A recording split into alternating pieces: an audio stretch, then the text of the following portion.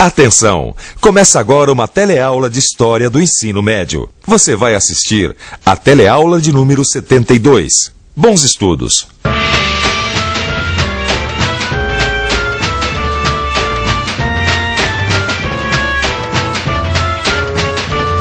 Uma coisa a gente não pode dizer da história, que ela é parada, monótona e que nunca se modifica. Prova disso é a quantidade de vezes que o mapa-mundo se modificou no decorrer dos séculos. Reparem como as fronteiras vão e vêm, se encolhem, se expandem, se modificam de acordo com os interesses e os desdobramentos históricos. É verdade, Gil. Eu tava vendo aqui, desde a década de 90, o mapa-mundi mudou várias vezes, vem sofrendo transformações. Novos países aparecem, novas fronteiras são delimitadas. E essas mudanças todas acabaram gerando guerras, que trouxeram à tona uma série de conflitos que estavam abafados há décadas. Bom, até novas potências surgiram, né? Olha, e essas transformações, Vicente, só foram possíveis porque a história é dinâmica, né? Tá sempre em transformação. Agora, eu queria saber como é que a gente chegou a esse estágio atual desse mapa aqui, entendeu? Pois é. Hoje você vai começar a entender o mundo em que vivemos, porque a origem do mundo, como a gente conhece, é o tema da teleaula de hoje. Vamos lá? Hoje você vai ficar sabendo por que o Muro de Berlim caiu e o que isso representou. Você vai saber também como a abertura econômica e política da ex-União Soviética contribuiu para o fim da Guerra Fria. E ainda hoje você vai ver as guerras e os conflitos que ainda ocorrem ao redor do mundo. Como você viu em outras teleaulas, assim que terminou a Segunda Guerra Mundial, em 1945, o mundo ficou praticamente dividido em dois grandes blocos. O comunista, liderado pela extinta União Soviética, e o capitalista, liderado pelos Estados Unidos. O símbolo mais evidente dessa divisão de forças no pós-guerra estava no muro, o Muro de Berlim. Um muro que, além de dividir a cidade de Berlim ao meio, também acabou virando o maior símbolo da Guerra Fria e da separação da Alemanha em dois países. O Muro de Berlim, além de servir como punição à Alemanha por ter provocado a Segunda Guerra, também era uma espécie de alerta para os outros países. Era como se, através dele, Estados Unidos e União Soviética dissessem o tempo todo: agora nós é que mandamos. Só que um dia o muro caiu, ou melhor, foi derrubado. Num belo dia de outubro de 1989, aconteceu o que ninguém esperava: a queda do Muro de Berlim.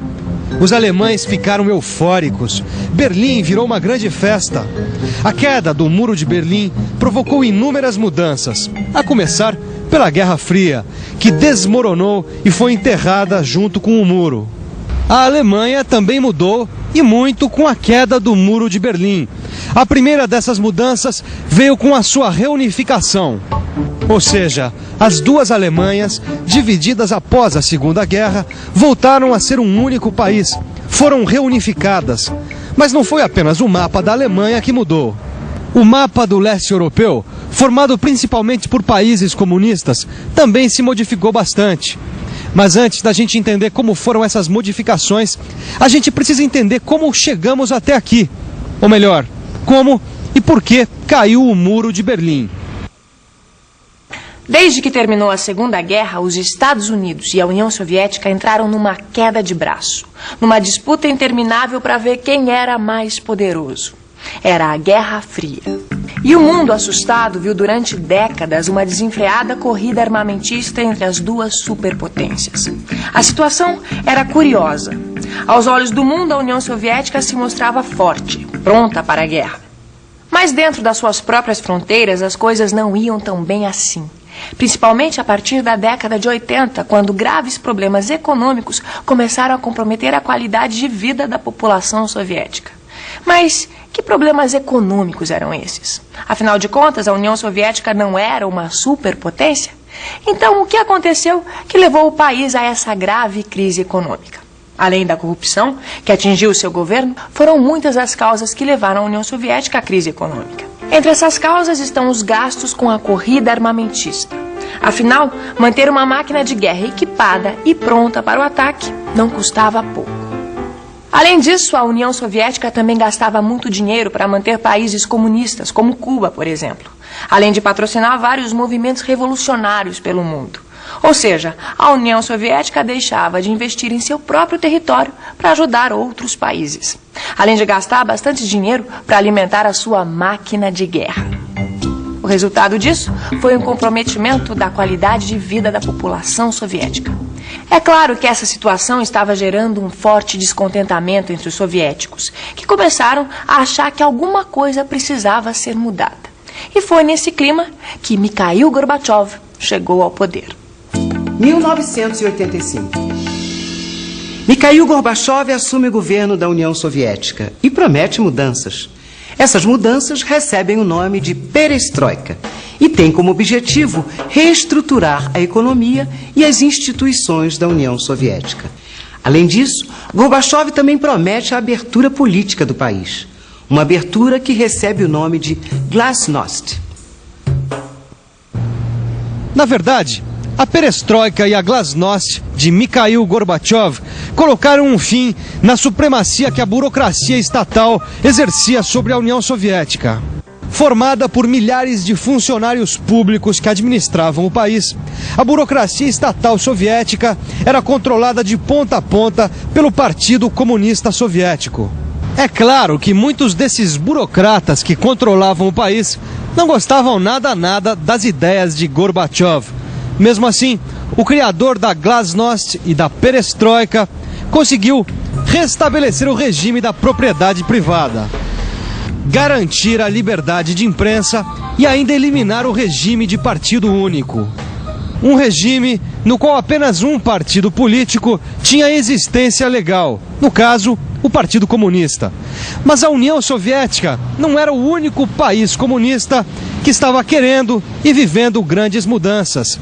Depois da perestroika e da glasnost e da queda do Muro de Berlim, vários países comunistas do leste europeu passaram por grandes transformações. Ah, agora eu estou entendendo. Quer dizer que a perestroika e a glasnost na União Soviética tem tudo a ver com a queda do Muro de Berlim e com a reunificação da Alemanha. Exatamente, porque se não fossem as mudanças que o Gorbachev iniciou, o Muro de Berlim provavelmente ainda estaria de pé, Gil. Epa, mas espera aí, deixa eu entender isso melhor. Que? Quer dizer então que a abertura econômica e política da União Soviética levou à queda do Muro de Berlim. Exatamente. E botou um ponto final na Guerra Fria. Isso mesmo. Mas peraí, falta mais alguma coisa. Não, tá faltando a gente ver o que esse movimento detonou no leste europeu, entendeu? Mas o leste europeu não é o lugar onde tem a maior quantidade de países comunistas? E foi exatamente aí que começou um grande movimento contra os governos comunistas, como o da Polônia, por exemplo. 1990.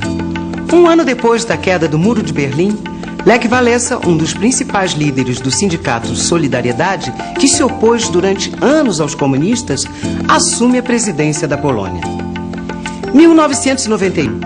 A República da Tchecoslováquia se divide em dois estados independentes, a República Tcheca e a Eslováquia. 1992. A Iugoslávia deixa de existir. Em seu lugar, surgem 5 nações independentes: Eslovênia, Macedônia, Croácia, Bósnia e Herzegovina e a nova Federação Iugoslava. Como você está percebendo, as mudanças introduzidas pela glasnost e pela perestroika de Gorbachev mexem com boa parte do leste europeu. Mas e na União Soviética? Como será que o primeiro país comunista da história vê essa mudança de rota, essa virada rumo ao capitalismo? Na União Soviética, como era de se esperar, muita gente era contra a política reformista de Gorbachev. Principalmente os comunistas da chamada linha dura, que em 1992 tentaram dar um golpe e assumir o poder. Só que a tentativa de golpe dos comunistas, quem diria, acabou acelerando as reformas. E o comunismo, que ainda resistia, ruiu de vez. Além disso tudo, ainda eclodiram movimentos nacionalistas em várias repúblicas soviéticas que queriam se desligar do poder central de Moscou. Era o que faltava para desintegrar de vez a União das Repúblicas Socialistas Soviéticas, o maior estado comunista da história, que sai do mapa para dar lugar a um novo país, a Comunidade de Estados Independentes, SEI. O principal estado e líder da SEI é a Rússia, cujo primeiro presidente, Boris Yeltsin, assume decidido a implantar a economia de mercado, à base do capitalismo, na Rússia. Para transformar a outrora Rússia comunista em capitalista, Yeltsin aboliu os monopólios do comércio, privatizou as empresas estatais e realizou uma reforma agrária. Moscou, Rússia.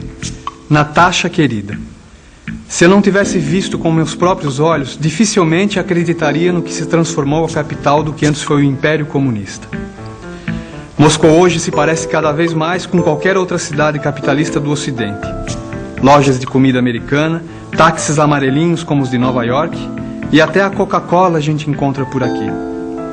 Mas não são só as coisas boas do capitalismo que a gente vê por aqui. Com a liberação dos preços, a inflação aumentou alguns gêneros em até 30 vezes. Há também muitos mendigos pelas ruas, além do grande número de desempregados. Ou seja, a gente vê por aqui praticamente os mesmos problemas de qualquer país capitalista. Mas não foi só internamente que a Rússia se transformou depois da chegada do capitalismo. No plano externo, também mudaram muito as relações do novo país com o resto do mundo, principalmente com relação à questão do desarmamento.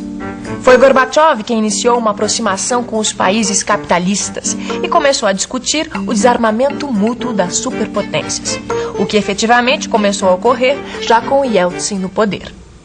A desativação dos arsenais nucleares da SEI pôs fim à era do terror atômico e iniciou um período em que a ameaça da destruição do planeta pelas armas nucleares se tornou cada vez mais remota. Ah, Vicente, quer dizer que cenas como a bomba atômica que destruiu Hiroshima não vamos mais se repetir? Bom, a gente não pode afirmar isso, né, Gil? O que não existe mais é aquele medo, aquele estado de nervos que existia durante a Guerra Fria. Que se dizia, bom, a qualquer momento podem soltar uma bomba aqui. Isso que não existe. Bom, a Guerra Fria acabou, mas a gente não pode dizer que as guerras acabaram, né? Teve muita guerra por aí, ou não teve? Ah, infelizmente teve. Pior, ainda tem, até hoje. Em 1991 teve a Guerra do Golfo, que colocou o Iraque de um lado e os outros países liderados pelos Estados Unidos do outro. O saldo foi trágico. Em apenas 2 meses de combate, mais de 150 mil mortos.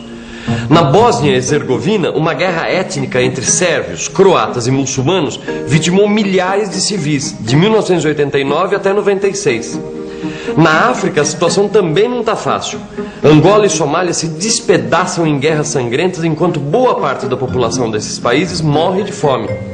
Já na África do Sul, apesar da discriminação racial não ser mais tolerada, do líder negro Nelson Mandela ter sido eleito presidente, o apartheid racial ainda é muito forte. Muitos dos conflitos que hoje acontecem em todo o mundo têm sua origem na desigualdade social, que está presente em muitos países, como por exemplo no Brasil, onde poucos têm muito e muitos têm muito pouco. Assim como na África do Sul, onde os negros eram separados dos brancos, a gente pode dizer que aqui a separação entre ricos e pobres é um tipo de apartheid. Só que no nosso caso, não se trata de um apartheid racial, como na África do Sul, mas de um apartheid social. O grande desafio do mundo para o próximo século é acabar com o grande abismo existente entre ricos e pobres. E atenção, se liga aí que é hora da revisão. Na teleaula de hoje, você viu por que o Muro de Berlim caiu e o que isso representou. Você viu também como a abertura econômica e política da União Soviética contribuiu para o fim da Guerra Fria e para o surgimento de um novo país, a CEI, C-E-I. E por fim, você ficou sabendo quais são as guerras e os conflitos que ainda ocorrem ao redor do mundo.